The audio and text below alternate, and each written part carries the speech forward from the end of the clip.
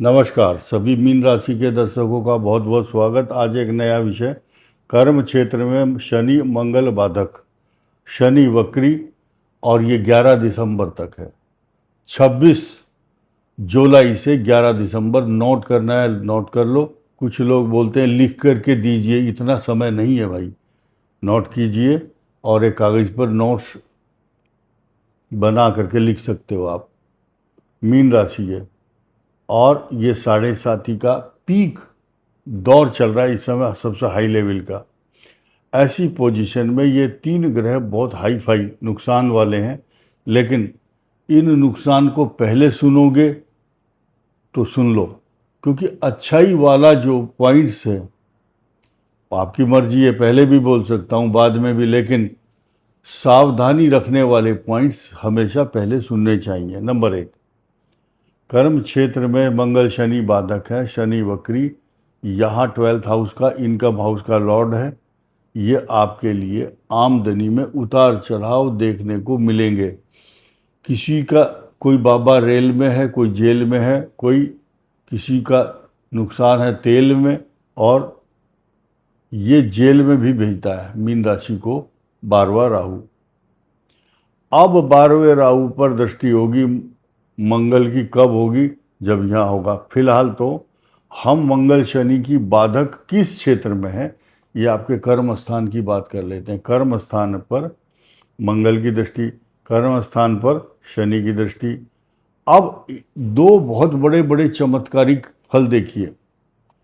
शनि की मित्र दृष्टि, शुक्र की यहाँ पर उच्च दृष्टि। शुक्र की उच्च दृष्टि, बृहस्पति उच्च राशि में और शुक्र नीच में। दो राजा हैं सृष्टि के, दो गुरु हैं, दैत्यों के और देवताओं के। देवताओं के गुरु बृहस्पति उच्च राशि में और दैत्यों के गुरु शुक्र नीच में रह करके उच्च भाव से उस राशि को देख रहे हैं। नोट कीजिए, जो बृहस्पति की राशि है। तो ये त्रिकोणात्मक संबंध जो है, ये सामान्य योग नहीं है, बहुत बड़ा योग बनाता है।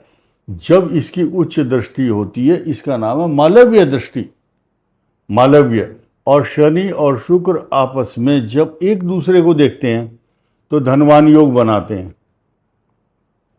ये भी तो राजा है और शनि न्यायाधीश है।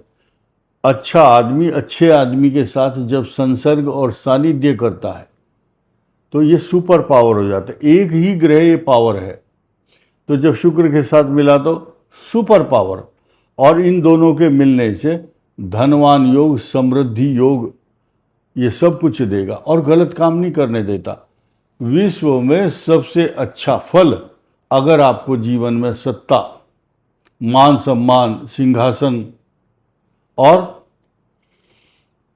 आपकी लोग स्तुति कब करते हैं? जब शनि अच्छा होता है। शनि अच्छा होगा तो मंडलाधीश, प्रांतपति या नगर समूह या किसी भी राज्य का वो सम्राट होता है। चक्रवर्ती राजा जब ही बन सकता है जब मनुष्य का शनि उच्च राशि में हो, या उसकी बहुत पराकाष्ठा देखने को मिलती है कि कुंभ में होंगे, तुला में या मकर में। ये तीन राशियों में राजा बनाते हैं। कौन सा राजा? चक्रवर्ती सम्राट। चक्रवर्ती सम्राट कैसे? जिसके नौकर चाकरों चारों दिशाओं में नहीं, अपितु 10 दिशाओं में उसकी कीर्ति, उसको बोलते हैं दिगंत दिशाओं में। कौन दशाएं कितनी है? 10। लोगों को कुछ जनरल नॉलेज अपडेट कर देता हूँ। 4 दिशाएं, 4 उनके कॉर्नर, उनके भी नाम हैं, ईशान, आग्नेय, वायव्य और नैऋत्य कोण। एक है ऊर्ध्व, एक अधो, यानी कि एक पाताल लोक और एक आकाश। ये भी दिशाएं हैं, ऊर्ध्व और अधो, ये दो नाम है संस्कृत में। ये 10 दिशाओं में उसकी कीर्ति फैलती है, क्योंकि जो लोग विमान में बैठे होंगे आकाश में, वो भी उसकी स्तुति करेंगे। जो पाताल लोक में चले गए वो भी उसकी स्तुति करेंगे। चारों दिशाओं में शनि ऊंचा उठा देता है। और ऐसी पोजीशन में जब शनि के ऊपर बृहस्पति की दृष्टि भी हो। बहुत बड़ा योग है ये। फिलहाल मैं 3-4 बातें जल्दी जल्दी बताऊंगा। मंगल और शुक्र 2 अगस्त को चेंज हो रहे हैं। मंगल यहाँ पर आएंगे, आपके सुख में, साधनों में प्रॉब्लम करेंगे, और शुक्र सप्तम भाव में आएंगे। इसके असर बताऊंगा थोड़ी देर के अंदर। पहले क्लियर कर दूं, बुध का कर्क राशि में यहाँ प्रवेश, बुद्धि, विद्या, ज्ञान, सम्मान, संतान। इसके बाद एक योग बन रहा है 15 जुलाई से 5 अगस्त, 20 दिन के लिए। थोड़ा सा ब्लैक आउट, निराशा, अशांति, तनाव, चिंता तथा बृहस्पति का अस्त होना। शुभ कार्य बंद, कोई शुभ कार्य नहीं हो पाएगा, ना करना चाहिए। जब बृहस्पति अस्त हो, भूल जाओ। बोलते गांव की भाषा में बोलते हैं तारा डूब गया, या लोग गांव में बोलते हैं सूख डूब गया। सूख का मतलब शुक्र डूबता नहीं है, अस्त हो जाता है, तो शुक्रास्त। गांव के लोग, जब शुक्र डूबता है तो शादी नहीं होती, मंदिरों की प्राण प्रतिष्ठा नहीं होती, यज्ञोपवीत मुंडन संस्कार नहीं होते, देवताओं की प्रतिष्ठा नहीं करते, तो ये शुभ कार्य वर्जित होते हैं। उसके बाद 5 अगस्त को इसका उदय हो जाएगा, बहुत ऊंचा योग बनेगा उस समय। फिर ये कर्म क्षेत्र में जो शनि मंगल बाधक हैं, उस समय ये उल्टा असर देंगे। शनि वक्री धन लाभ, पैसा देना शुरू करेगा, क्योंकि यहाँ पर इस भाव का स्वामी जब वक्री हो तो विदेश भी भेजेगा, नुकसान भी कराएगा, ऑनलाइन फ्रॉड भी होगा, खर्चा भी कराएगा, लेकिन धन भी देगा, क्योंकि धन भाव पर इन 3 गुणों की दृष्टि भी होगी। अब मैंने जैसे आपको वायदा किया था या कहा था अभी थोड़ी देर पहले कि मैं इस मंगल की बात करूंगा। मंगल और शनि बाधक हैं, उनके लिए बाधक हैं जिनका वक्री, मार्गी या किसी की दशा भी चल रही होगी, खास तौर से उत्तरा भाद्रपद या इनकी पूर्वा भाद्रपद की। पूर्वा भाद्रपद, उत्तरा भाद्रपद की जो महादशा है शनि की, वो बाल्यावस्था में ही समाप्त हो जाती है लगभग। पूर्वा भाद्रपद की मान सकता हूँ मैं, हो सकता है अगर कोई पहले चरण में किसी का जन्म हुआ होगा तो 35 साल की उम्र तक शनि की महादशा रहेगी उत्तरा पूर्वा भाद्रपद नक्षत्र के लिए, जिनका नाम दिनेश है।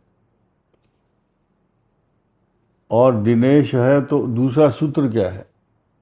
दूसरा सूत्र ये कि जब मीन राशि में आ गया वो दिनेश नाम, तो मात्र 4 साल के अंदर सेलेक्ट करनी होगी वो दशा। तो कुल मिलाकर के 23 साल की उम्र से पहले पहले ही वो शनि की महादशा समाप्त हो चुकी होगी पूर्वा भाद्रपद की। अब उसके बाद ये है उत्तरा भाद्रपद और रेवती।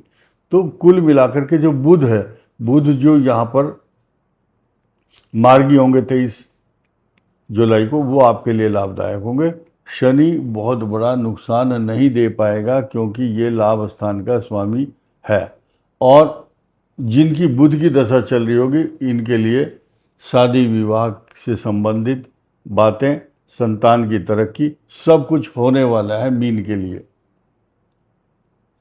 शुक्र नीच में है तो आपके लिए बहुत बड़े बड़े वरदान। आपका पार्टनर थोड़ा सा ढुलमुल हो सकता है, जीवन साथी, लेकिन कोई आदमी अगर पार्टनर साझेदार व्यवसाय में है तो उसके तेवर देखने को मिलेंगे, या वो डिटैचमेंट की बात करेगा कि मैं अलग होना चाहता हूँ, या आप उससे अलग होना चाहते हो।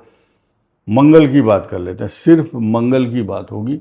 आपका भूमि, भवन, वाहन, मकान, सवारी, प्रॉपर्टी, पैसा, जमीन, जायदाद, माता को कष्ट, ऑपरेशन, सर्जरी, या घर में अग्निकांड, इलेक्ट्रॉनिक चीज़ें खराब होना, या बिजली का जो मेन स्विच है वहाँ पर स्पार्क करना। मंगल पत्नी को ऑपरेशन कराता है, या माता का ऑपरेशन, या घर में किसी झगड़े, पुलिस केस या न्यायिक प्रक्रिया, न्यायिक प्रणाली का हस्तक्षेप इसके कारण हो सकता है। शनि की 7.5 के दौरान ऐसी पोजीशन होती है। आपके रसूख, आपका आपकी जो पावर है या आपका जो इन्फ्लुएंस है, उसके कारण आप अपने को बचा पाएंगे या अपने प्रभाव का, अपने प्रभुत्व का, अपनी फोर्स का, ताकत का इस्तेमाल करके आप उस कष्ट से निजात पा जाएंगे, ऐसा भी ग्रह बता रहा है। लेकिन कर्म क्षेत्र में ये जो आपका नौकरी है, व्यापार है, इज्जत है, प्रतिष्ठा है, पिता का स्थान है, अब ये एक ग्रह नहीं अपितु दो दो ग्रह इस भाव को इफेक्ट कर रहे हैं। बृहस्पति के दिन पीली चने की दाल भिगो आप, किस में, बर्तन में भिगो रात को बुधवार को, और गाय को दो अगले दिन।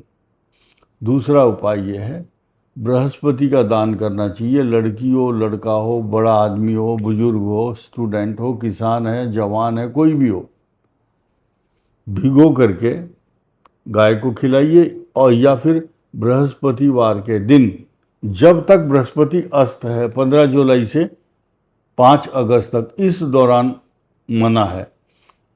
जब ये अस्त नहीं होंगे तब बृहस्पति का दान उन कन्याओं को करना चाहिए। क्या क्या दान कर सकते हैं? अपने घर के आसपास। हमें दान नहीं चाहिए किसी का, हम सिर्फ बताते हैं रेमेडी। तो बहुत लोग ऐसे हैं जो दान देने की कोशिश करते हैं, हमें नहीं चाहिए दान। ये स्टिक किसी ने भेजी है गाजियाबाद से, तो ये भी हम नहीं चाहते थे कि कोई ले, हमने बहुत मना किया उनको, फिर भी वो नहीं माने। तो ये देखिए, उस दिन दान करना है क्या क्या, केले के फल, केला, पीला वस्त्र, चने की दाल, गाय का घी, हल्दी। पीली वस्तुओं का दान करना शुभ रहता है। बहुत से लोग गाय का घी और स्वर्ण दान भी करते हैं। यह आपकी हैसियत है या आपकी इच्छा है, आपकी शक्ति है। अपने घर के आसपास किसी अच्छे विद्वान से संपर्क करके उनसे आप सलाह ले सकते हैं और उन्हीं को दान कीजिए आप। तो ये ऐसा करने से, इसके अलावा विष्णु सहस्रनाम स्तोत्र और एक मंत्र है बृहस्पति का, इसको बोलते हैं बृहस्पति गायत्री मंत्र। अगर आप रोज एक माला का जाप करते हैं, मीन राशि पर होने वाले कोई भी उपद्रव नहीं होंगे। पिपलाद ऋषि का एक सूत्र और मंत्र है, उसका स्तोत्र का पाठ कर सकते हैं, क्योंकि 7.5 चल रही है।